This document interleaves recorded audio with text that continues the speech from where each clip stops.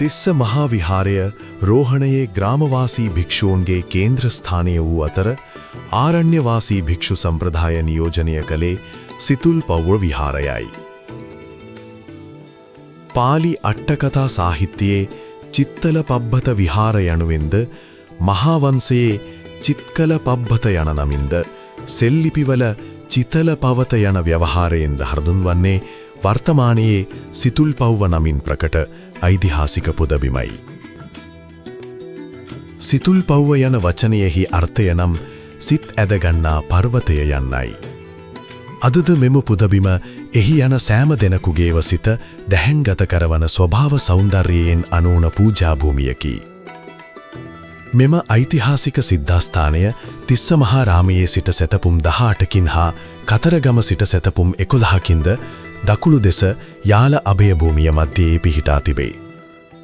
සිතුල්පව්ව ගැන මුලින්ම සඳහන් වන්නේ මාගම රාජධානිය කොට රෝහණ දේශය පාලනය කළ ප්‍රතාපවත් නරේන්ද්‍රයක වූ කාවන්තිස්ස රජතුමාගේ කාලයේදීය.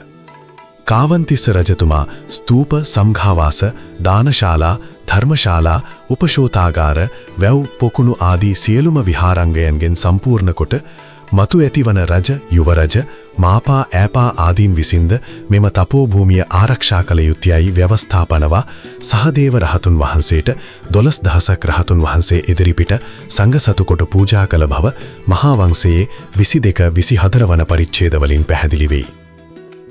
ඩුටුගැමුණු සද්ධාතිස්ස යන කුමාරවරුන් දෙදෙනා ඉගෙන ගත්තේ සිතුල්පව්වේ විසූ කසුබු හා උපාලි යන හිමිවරුන් දෙදෙනාගෙනි.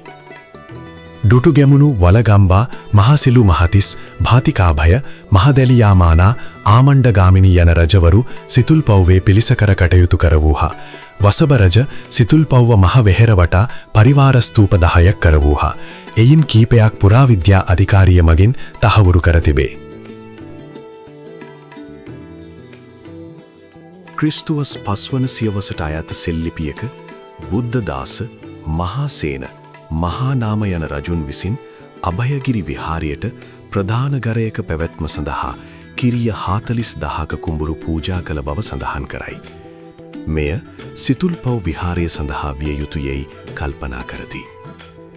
සම්මෝහ විනෝදනීයේ ප්‍රධාන ගරවාසී සුල්ල සුම්ම තෙරුණුවන්ගේ පුවතින් භාවනා කරන ස්ථාන වෙන වෙනම තිබුණු බවත් ඒවා භාරව ආචාර්යවරීන් සිටි බවත් සඳහන් වෙයි. පීත කසිනය වැඩූ චිත්තගුත්ත හිමියෝද දෙබිඩි ලෙනක විසූ මිත්‍ර තෙරුන් වහන්සේලා දෙනමද්ද ධෛර්යය උපදවා බවුන් වඩා රහත් ඵල ලබාගත් හිමිවරුයා. තිස්ස මහා රාමය ග්‍රාමාන්ත සේනාසනය වූ අතර සිතුල්පව්ව ආරණ්‍ය සේනාසනය විය. යම් යම් අවස්ථාවල කරුණු දැනගැනීම සඳහා තිස්ස මහා රාමයෙන් සිතුල්පව්වටත්, සිතුල්පව්වෙන් තිස්ස මහා රාමයටත් භික්ෂූන් වහන්සේලා ගෙන්වා ගැනීම සිරිතක්ව පැවති බව මූලාශ්‍රේණයින් පැහැදිලි වේ. තිස්ස මහා රාමයේත් සිතුල්පව්වෙත් ත්‍රිපිටකධාරී ප්‍රතිබල සම්පන්න මහතෙරවරු වැඩ සිටි අතර උන්වහන්සේලා විසින් විශාල ධර්මශාස්ත්‍රීය සේවාවක් සිදු කොට ඇත. පාලි ත්‍රිපිටක සාහිත්‍ය සංවර්ධනයටද උන්වහන්සේලාගේ නොමද අනුග්‍රහය හිමි විය.